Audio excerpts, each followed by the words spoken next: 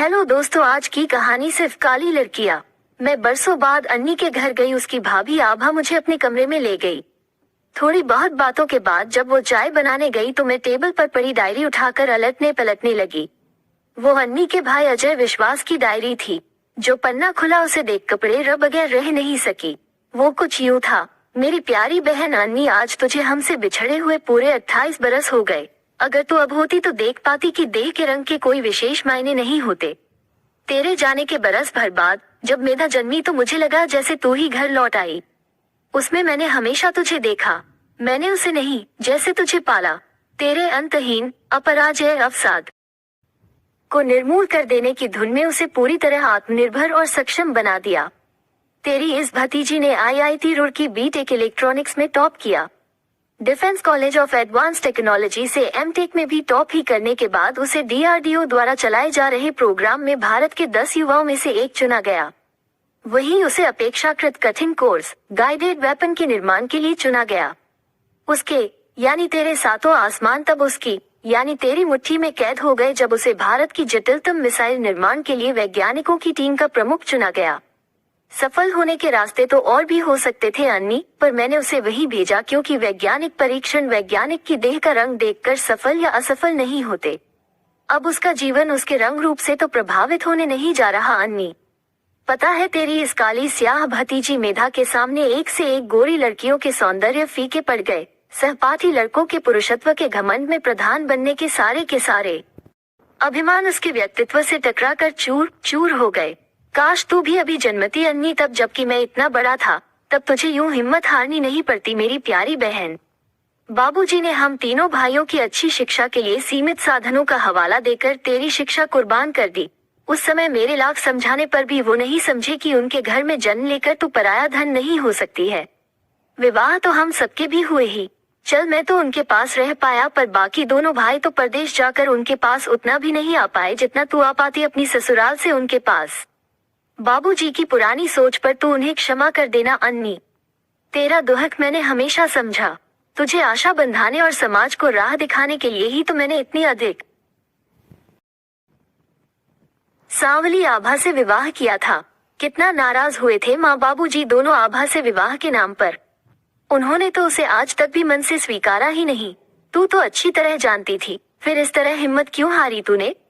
जब से तू गई है तब से मेरे मन में तो सिर्फ काली लड़कियां ही घूमती रहती हैं अन्नी, जैसे उन सब की कुशलता की जिम्मेदारी मेरी ही हो। इस बार मैंने तुझे यानी तेरी भतीजी मेधा को काले गोरे के पचड़े से निकालकर आत्मविश्वास का अनंत आकाश उसकी मुट्ठी में भर कर उसे यानी तुझे पूर्ण सक्षम बनाया है। अब तो तू खुश है न अन्नी? दिनांक 13 अप्रैल 2009। अजय विश्वास अन्नी के भाई का। उसके नाम ये पत्र पढ़कर तो ऐसा लगा जैसे अन्नी फिर से मेरे सामने आ खड़ी हुई थी। उसकी एक एक बात जैसे मेरे कानों में गूंज रही थी और उसके जीवन से जुड़ी हर घटना जैसे पुनर्जीवित होकर मेरे सामने आ खड़ी हुई थी। मैं बचपन में अन्नी की सहपाठी मित्र रही थी और उसकी पड़ोसन भी। अपनी अलहड़ बुद्धि के साथ उसे संबल देने का प्रयास तो बहुत किया था मैंने भी, पर मेरा ब्याह बहुत जल्दी हो गया और अन्नी अकेली रह गई थी। फोन नहीं थे उस समय हमारे घरों में। पत्रों से कितना धार सा बांधा था भला।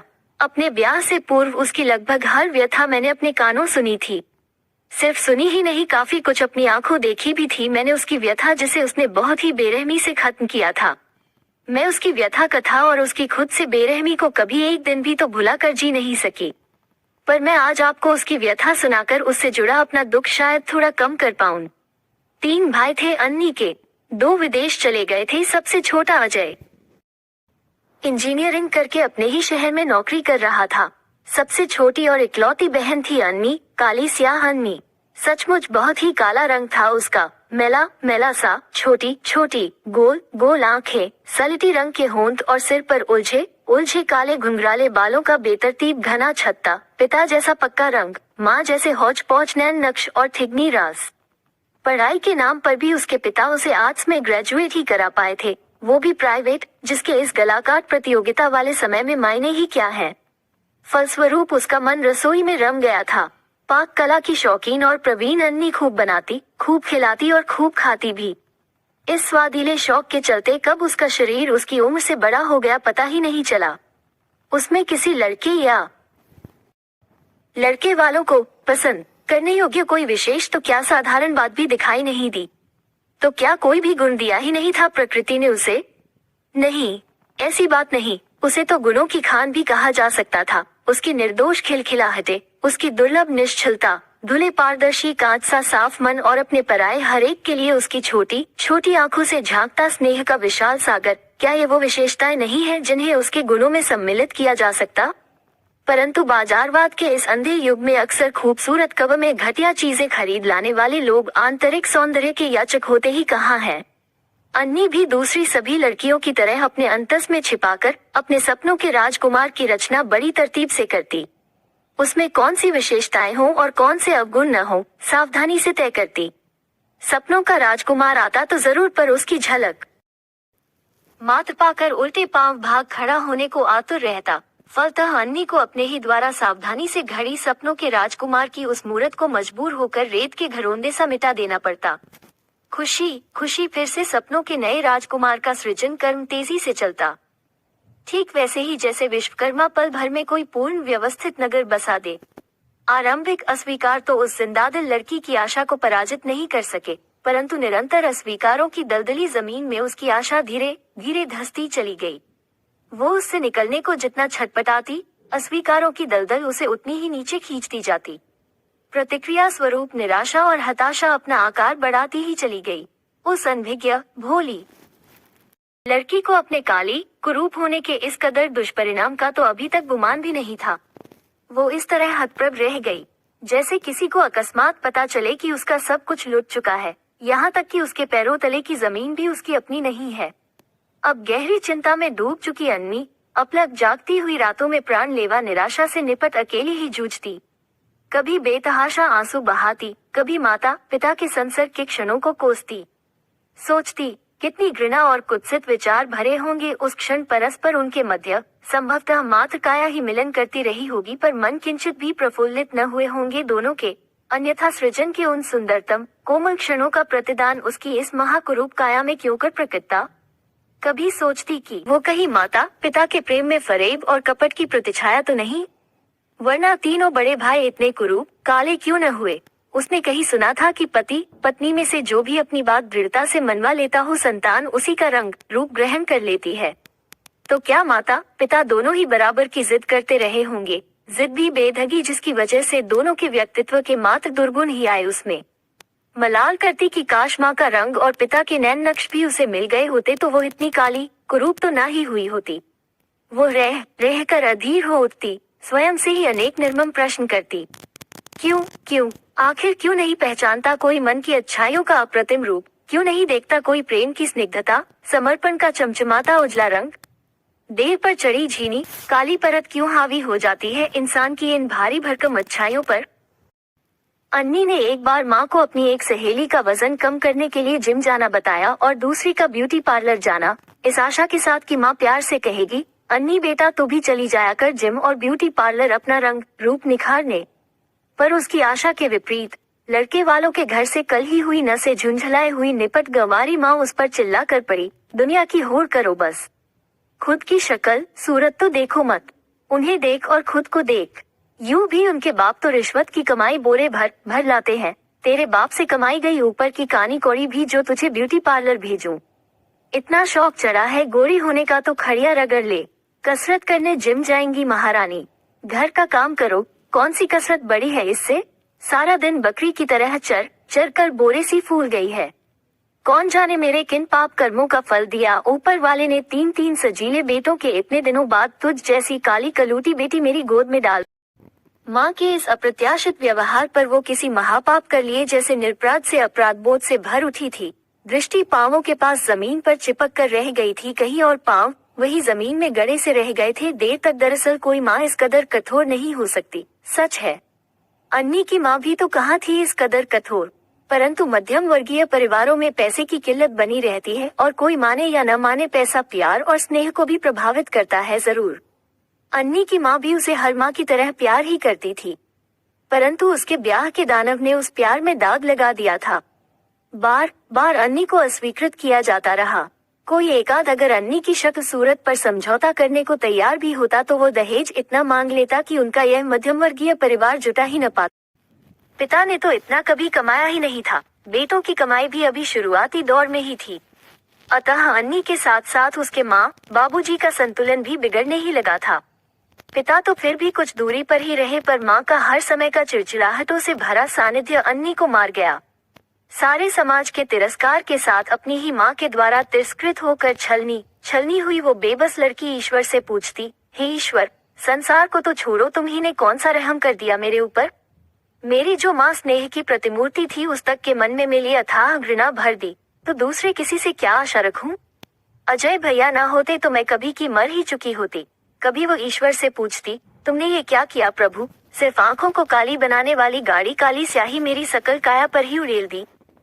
कभी वो माँ से छिपकर चेहरे पर मुल्तानी मिट्टी तो कभी बेसन का लेप लगाती, कभी चुपके से अपनी भाभी की गोरेपन की क्रीम लगा लेती, पत्रिकाओं में रंग निखारने के नुस्खे पढ़ती, पर अपनी मौलिकता पर दृढ़ प्रतिज्ञा चेहरे का रंग 19-20 का अंतर भी तो ना दिखाता। अन्नी ने काया को छरहरी करने के कठिन क्रम में घर के काम काज का अधिक से अधिक भार खुद पर ले लिया था। खाना भी ना के बराबर ही खाती। खाने की शौकीन वो मासूम लड़की भूखी रहकर अवसाद की चपेट में आने लगी। रोज रोज लड़का खोजने जाते रहने के व्यय और थकान से आजिज आ गए निम्न मध्यम वर्गीय पिता भी उसको ही परेशानी का कारण मानने लगे और उसके प्रति उनकी दृष्टि भी कठोर होते गई, जिसने उसे भीतर तक आहत कर डाला। रही सही कसर भाई अजय की नौकरी में व्यस्तता ने पूरी कर दी। वो रात पड़े ही घर में घुस पाता, घर आकर भी कंप्यूटर पर काम करना होता, बचा हुआ थोड़ा बहुत समय पत्नी आभा को भी देना ही होता। ऑफिस में वो अन्नी के ब्याह की तमाम जुगत भिड़ा रहा था अन्नी को बताए बगैर, परंतु कोई सफलता हाथ नहीं लग रही थी। परिवार और समाज द्वारा कुछ अनजाने ही और कुछ जानबूझकर की गई उपेक्षाओं के मध्य वो निश्चल निर्मल मन भोली लड़की भ्रमित होकर रह गई। ऊपर से दिल दहला देने वाली हर अस्वीकृति के बाद अपनी ही माँ के ताने उलाहने और अपने ही पिता की कठोर होती दृष्टि सहती वह 31 बरस की आयु में हताश हो उन्हीं भयानक अस्वीकारों, तिरस्कारों, उपेक्षाओं और ताने उलाहनों को उसने अपने ही दुपट्टे के साथ मजबूती से बटा और उसका एक सिरा अपनी गर्दन में और दूसरा पंखे की छड़ से बांधकर अपनी काली मोटी काया लेकर मौत का झूला झूल गई। वो भोली घरेलू लड़की दूसरी पढ़ी लिखी लड़कियों की तरह अपनी भावुकता पर नकेल कसना सीख ही कहाँ पाई थी। परिवार अपनी नासमझियों का ये प्रतिफल सोच भी नहीं सकता था।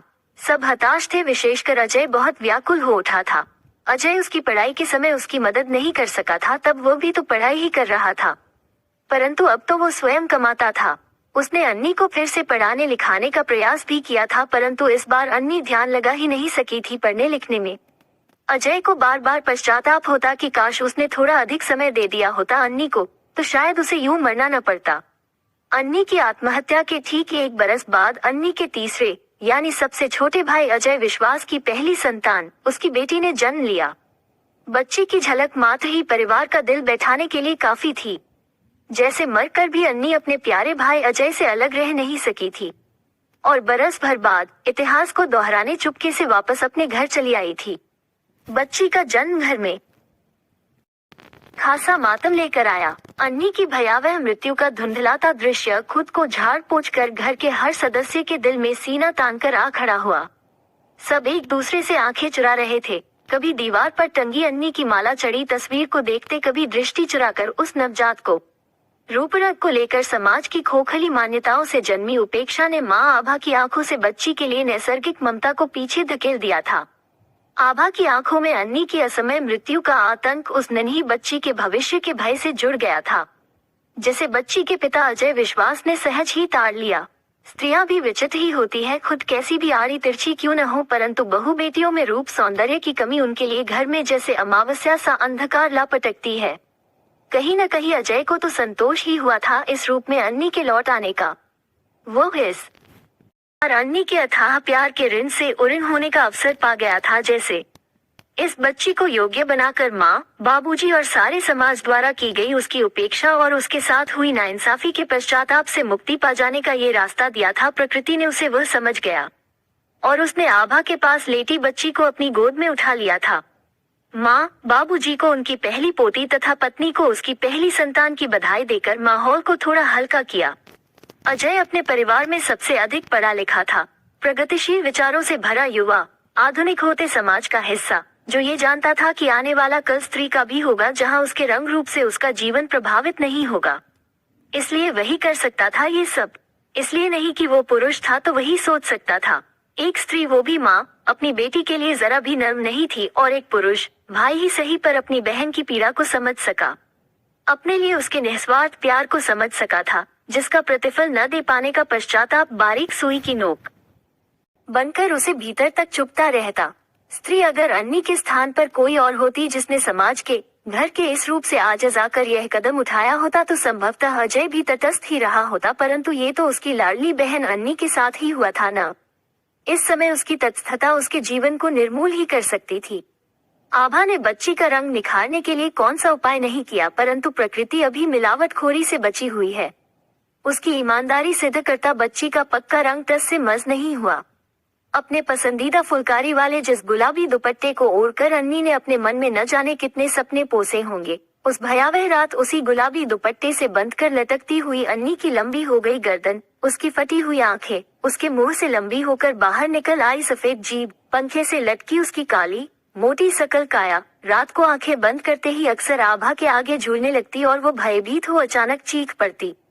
अजय ने उसके अनकहे भय को भांप लिया था। इकलौती लाडली बहन को खो देने का दुहक भूलने का तो प्रश्न ही कहाँ था। अभी तो अजय उसकी आत्महत्या के कारण से ही समझौता नहीं कर पाया था। इस बच्ची ने उसके घर में जन्म लेकर तो जैसे उपकार ही किया था उस पर, उसकी आत्मा से अन्नी की तर्कहीन आत्महत्या का बोझ उतारने का उपकार। बचपन के वो दिन याद थे उसे जब अन्नी सबको छोड़कर छोटे भैया कहती उसके पीछे दौड़ती रहती। अजय के सिवा उसे किसी और का साथ बिल्कुल भी तो न सुहाता। माँ सारे बच्चों को खाने की चीजें बांटती तो अन्नी अपना हिस्सा भी अजय को देने लगती। अजय थोड़ा सा लेकर प्यार से उसे अपने पास बैठाकर बाकी उसे ही खिला देता, और वो अजय से 6-7 बरस छोटी अन्नी खुश होकर उसके कंधों पर झूल जाती। और वो बात वो कैसे भूल सकता था जब अजय ट्यूशन जाने के लिए साइकिल की जिद कर रहा था और बाबूजी ने साफ मना कर दिया था तो अजय खूब दुखी हुआ था। तब नन्ही सी अन्नी ने अपने छितरे हुए बालों के पीछे छिपे कानों से अपनी छोटी छोटी बालियां उतारी और उसे देकर कहा था, छोटे भैया इसके बदले में पैसे मिलते हैं। हाँ सच्ची। एक दिन माँ ने बाबूजी तो यही कहकर अपने तिरे दिए थे। सच्ची बता रही हूँ भैया, तुम साइकिल ले लेना इसके बदले वाले पैसों में। उस दिन अजय ने अपनी उस मासूम बहन को अपने गले से लगा लिया था और वो नन्ही नन्ही बालियां उसके कानों में ही पहना दी थी, ये कहकर कि साइकिल में बाद में लूंगा। और फिर उसने माँ बाबूजी से कभी साइकिल की जिद नहीं की थी। एक बार जब वो अपनी इंजीनियरिंग के लिए हॉस्टल चला गया था तब अन्नी को बुखार आ गया था। तेज बुखार में वो बड़बड़ाती, छोटे भैया आ जाओ। जब दवाइयों से बुखार उतरा ही नहीं तो डॉक्टर ने उसके छोटे भैया को ही बुलाने की सलाह दी थी। अजय को आना ही पड़ा था, तभी बुखार उतरा था अन्नी का। फिर बोलकर गया कि वो हर हफ्ते उसे खत लिखेगा और पड़ोसी गुप्ता अंकल के फोन पर हर हफ्ते फोन भी करेगा उसे। तब कहीं वापस जा पाया था अजय, कहाँ भूल पाया था अपनी पढ़ाई की जागती अनगिनत रातें जिनमें छोटी सी अन्नी ने अपनी नींदें कुर्बान की थी उसका साथ देने के लिए। उसके पास चुपचाप बैठी गोल मटोल अन्नी पहले तो स्कूल की किताबें पढ़ती, जब थक जाती तो कभी चंदा मामा पढ़ती, कभी माँ द्वारा दिन में बीनने को दिए चावल ही बीनती रहती देर तक। भाई को नींद आती तो ढाप चलकर छोटी सी अन्नी उसके लिए झट से चाय ले आती, 2-4 बातें बनाती, न जाने कहाँ के चुटकुले सुनाती, खूब हंसाती और उसे पुनः स्फूर्त कर देती। खाने में जब भी कुछ विशेष बनता सबसे ज्यादा उसके लिए ही ले आती। अपने जोड़े हुए पैसे उसे पिकनिक या शॉपिंग के लिए दे देती। उसका कमरा सबसे अच्छी तरह झाड़ती पोंछती, उसके लिए पिता तक से लड़ जाती। और भी न जाने कितनी बातें थी जिन्हें चाहकर भी भूल ही नहीं सकता था वह। अजय भी उसे असीम स्नेह करता। यूं भी किसी भाई को बहन की शारीरिक सौंदर्य से भला क्या सरोकार, उसे तो दिखाई देता है सिर्फ मन।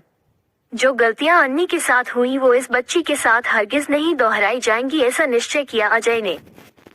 माता पिता और पत्नी के लाख आग्रहों के बावजूद अजय ने किसी दूसरी संतान के विषय में सोचा तक नहीं। अपनी वंश परंपरा का संवाहक उसने अपनी बेटी को ही बनाया। परिवार द्वारा दूसरी संतान के आग्रह पर वो हर बार यही तर्क देता कि माँ बाबूजी, अगर अन्नी भी आपकी इकलौती संतान होती तो क्या आप उसकी शिक्षा और व्यक्तित्व पर ध्यान नहीं देते?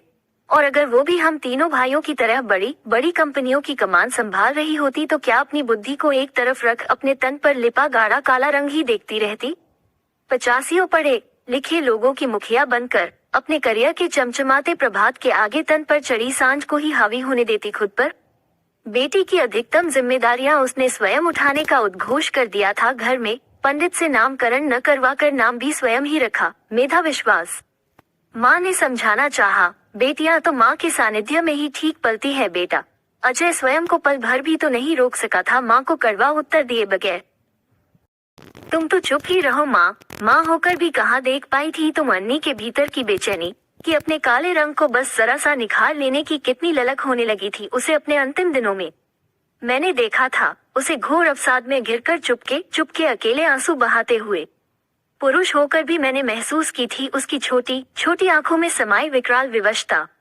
हाँ, मैंने देखी थी उसके सती शांत व्यवहार के भीतर कलेजा चीर देने वाली भयानक उथल पुथल। मुझसे छिपा नहीं था उसकी फीकी मुस्कान के पीछे का तड़पा कर रख देने वाला भयानक रुदन। मैं उसका प्यारा भाई ही सही, पर था तो पुरुष ही। कैसे कह पाती वो निरीह अपने मन की सब कुछ खोलकर मुझसे? अजय, अब बस भी कर। माँ अपने कानों पर हाथ रखकर रोने लगी थी। तुम कहती हो मैं अपनी इस नन्ही सी बच्ची को आभा के भरोसे छोड़ दूं? नहीं माँ, मैं अन्नी को दोबारा मरने नहीं दे सकता।